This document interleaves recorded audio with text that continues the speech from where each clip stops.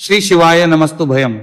दोस्तों, जैसा कि आप सभी लोग जानते हैं कि 4 अगस्त 2026 यानी मंगलवार को पड़ रही है सावन मास की कृष्ण पक्ष षष्ठी तिथि और मंगला गौरी व्रत। और दोस्तों, यह वह तिथि है जो सावन मास में पड़ने वाली सबसे बड़ी तिथि है, क्योंकि यह मंगलवार के दिन पड़ रही है और इसका बहुत ही बड़ा और विशेष महत्व होता है। पूज्य गुरु जी ने कहा है कि अगर कभी भी मौका लग जाए और सावन मास की मंगला गौरी व्रत मंगलवार को पड़ जाए तो आप लोगों को एक छुटकी काला तिल वाला उपाय तो अवश्य ही करना चाहिए। इन दोनों का संयोग बहुत ही कम आता है। इसी के साथ में गुरु जी ने अपनी शिव पुराण कथा में बताया है कि इस दिन आपको एक छुटकी काला तिल वाला उपाय तो आपको अवश्य ही करना चाहिए, क्योंकि ऐसा दिन पूरे साल में सिर्फ एक ही बार आता है। और दोस्तों, आप सभी लोग जानते हो कि मंगलवार मंगला गौरी व्रत का अगर सबसे बड़ा कोई उपाय है तो वह है एक छुटकी काला तिल वाला उपाय है। तो दोस्तों, मंगलवार मंगला गौरी व्रत के दिन आप लोगों को इस एक छुटकी काला तिल वाला उपाय को जरूर करना है।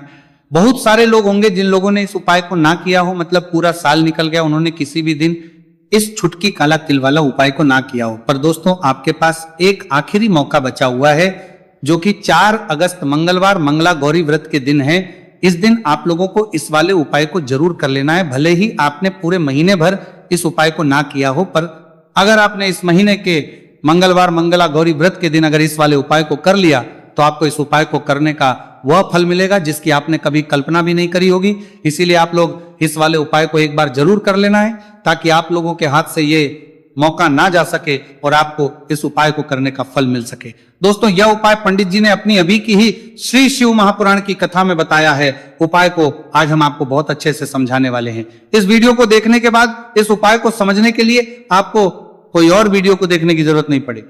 तो चलिए दोस्तों, उपाय को शुरू करते हैं। देखिए, ये इस सावन मास के मंगलवार मंगला गौरी व्रत के दिन ये इतना खास होता है, इतना महत्वपूर्ण होता है, देखा गया है। कभी कभी बड़े बड़े पूजा पाठ अनुष्ठान से जो मनोकामना पूर्ण नहीं होते, वो सावन मास की मंगलवार मंगला गौरी व्रत के दिन एक छोटे से उपाय करने से ही आपकी मनोकामना पूर्ण हो है। और बहुत सारे लोगों ने इस उपाय को किया भी है और उनको इस उपाय को करने का फल भी जरूर मिला है। अगर आप लोग भी इस उपाय को करना चाहते हैं तो आप इस उपाय को पहले अच्छे से समझ लेना, सुन लेना, उसके बाद करना। आपको इस उपाय का फल जरूर मिलेगा। और इस उपाय को कर लेने से आपके घर में चाहे किसी भी प्रकार की दुहक और समस्या क्यों ना चल रही हो, आपको उसका कारण भी नहीं पता है कि भाई ये समस्या किस कारण से चल रही है। उसका कुछ भी कारण हो सकता है, जैसे पितृदोष हो सकता है या किसी भी तरह का मंगल दोष भी हो सकता है। तो इस दिन आप लोगों को ये वाला उपाय कर लेना है। ये एक ऐसा उपाय है जिस उपाय को अगर किसी विशेष दिन पर किया जाए तो भाई उस विशेष दिन का जो है वह तो हमें मिलता ही मिलता है, पर हमने उस दिन पर इस उपाय को किया है तो हमें उससे भी बड़ा फल मिलता है और फल बहुत जल्दी मिलता है, क्योंकि आप इस उपाय को बहुत ही बड़े और विशेष दिन पर रहे हो। तो चलिए अब उपाय के बारे में बात करते हैं, लेकिन उससे पहले आप लोगों को यह जानना आवश्यक है कि आखिर ये उपाय किस समय करना है, किसको करना है और कैसे करना है।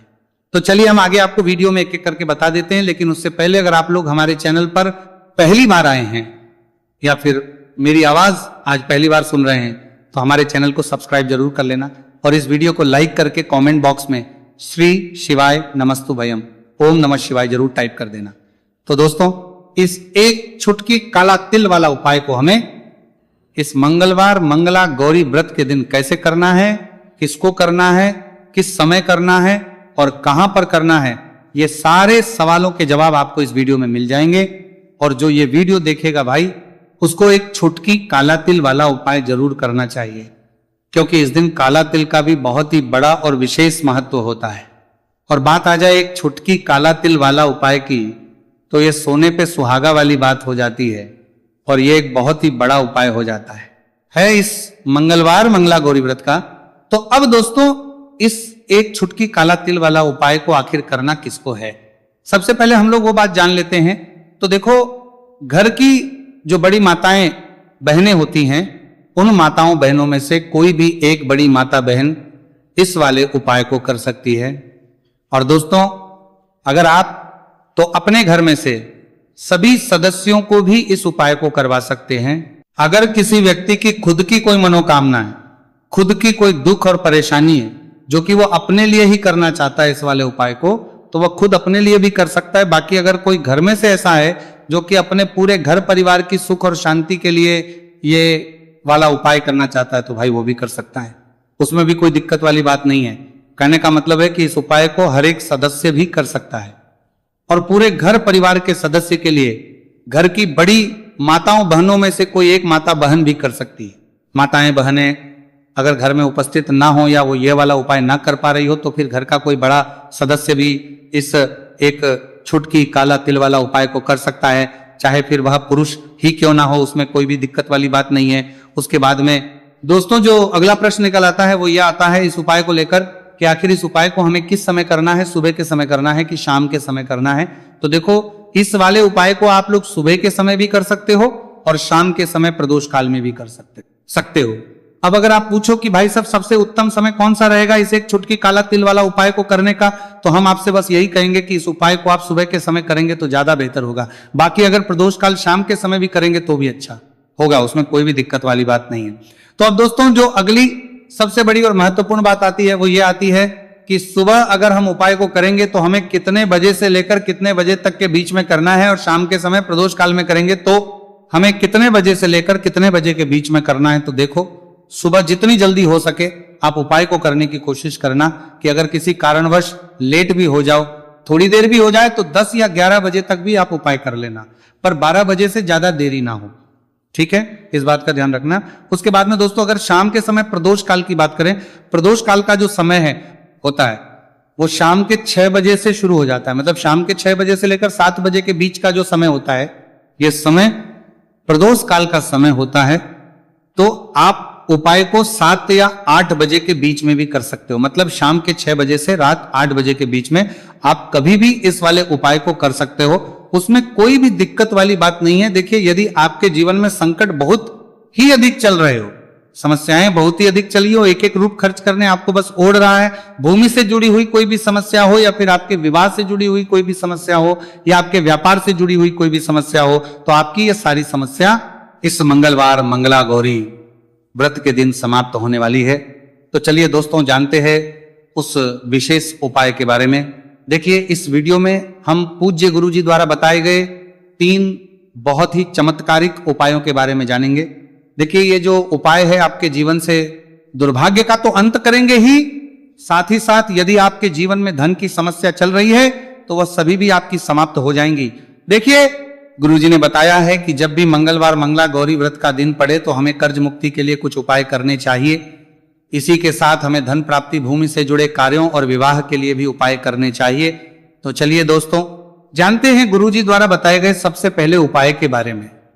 देखिए यह उपाय विशेषकर उन लोगों को करना है जिनकी भूमि से जुड़ी कोई भी समस्या चल रही हो, यानी कि उनकी भी जमीन से जुड़ी हुई समस्या चल रही है, यानी कि जो लोग मकान खरीदना चाहते हैं या फिर उनका खेत से जुड़ा कोई भी केस चल रहा है, या फिर जिनके भी विवाह में विलंब हो रहा है, या फिर जिन भी लोगों के जीवन में कर्ज बहुत ही अधिक बढ़ने लगा है, कर्ज जो है वो चुका नहीं पा रहे हैं, तो गुरुजी ने कहा है कि ऐसे लोगों को ये उपाय करना चाहिए। देखिए इस उपाय के लिए आपको थोड़े से काले तिल ले लेने हैं। देख आपको मात्र एक चुटकी काले तिल ले लेने हैं, इसी के साथ में आपको थोड़ा सा शहद ले लेना है, फिर सबसे अंत में आपको एक लोटा शुद्ध जल ले लेना है।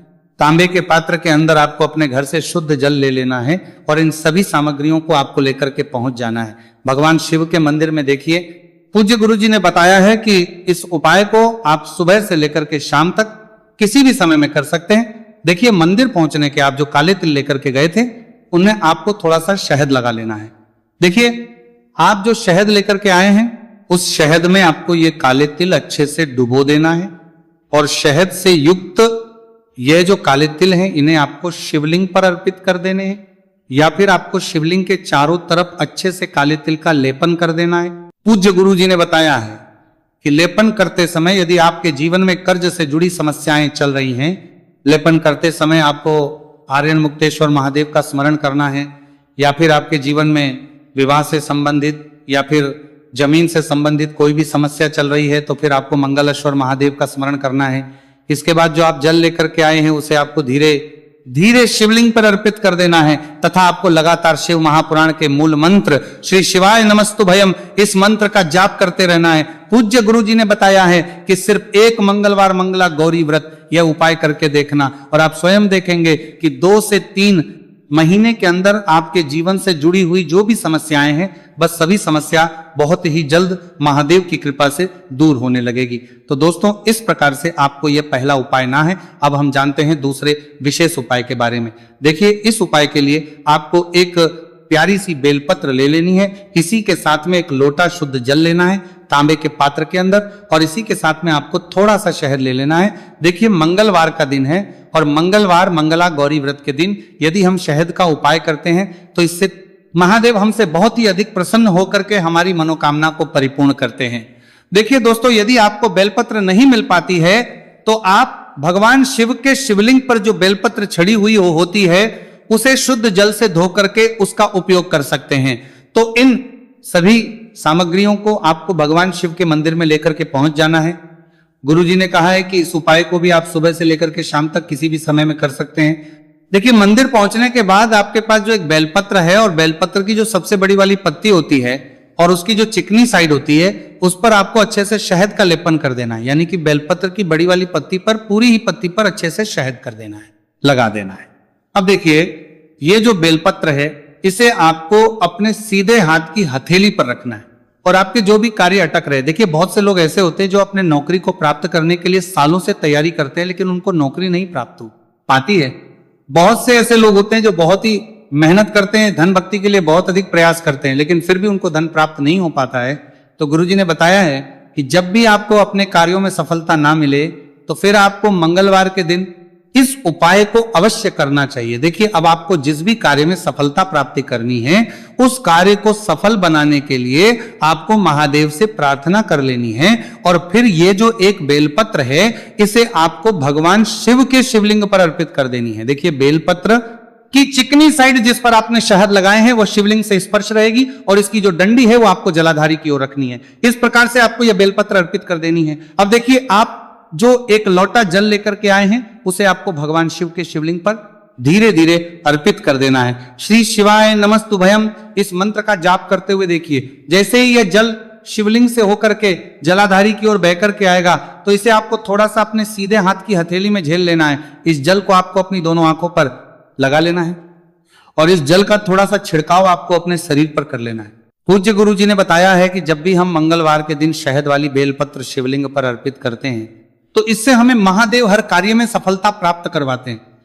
यदि हमें अपनी मेहनत करने के बावजूद भी पर्याप्त मात्रा में सफलता नहीं मिल पा रही है तो गुरु जी ने कहा है कि आपको मंगलवार मंगला गौरी व्रत के दिन यह चमत्कारिक उपाय अवश्य ही कर लेना है। अब दोस्तों, हम जान लेते हैं गुरु जी द्वारा बताए गए तीसरे विशेष उपाय के बारे में। देखिए, इस उपाय के लिए भी आपको मात्र एक लोटा शुद्ध जल ले लेना है तांबे के पात्र के अंदर। फिर इसी के साथ में आपको एक प्यारी सी बेलपत्र ले लेनी है। बेलपत्र आपको ध्यान रखना है कि कैसे भी कटी हुई खंडित नहीं होनी चाहिए। अब देखिए, मात्र 2 सामग्री लेकर के आपको भगवान शिव के मंदिर में पहुंच जाना है। पूज्य गुरुजी ने बताया है कि यह उपाय विशेषकर उन लोगों को करना है जिनकी कोई भी विशेष मनोकामनाएं जो कई दिनों से परिपूर्ण नहीं हो पा रही है, चाहे वह विवाह से संबंधित हो, नौकरी से संबंधित हो, व्यापार से संबंधित हो, चाहे किसी भी प्रकार की मनोकामनाएं जो परिपूर्ण नहीं हो पा रही है, तो उसके लिए आपको ये उपाय करना है। देखिए, इस उपाय को भी आप सुबह से कि शाम तक किसी भी समय में कर सकते हैं।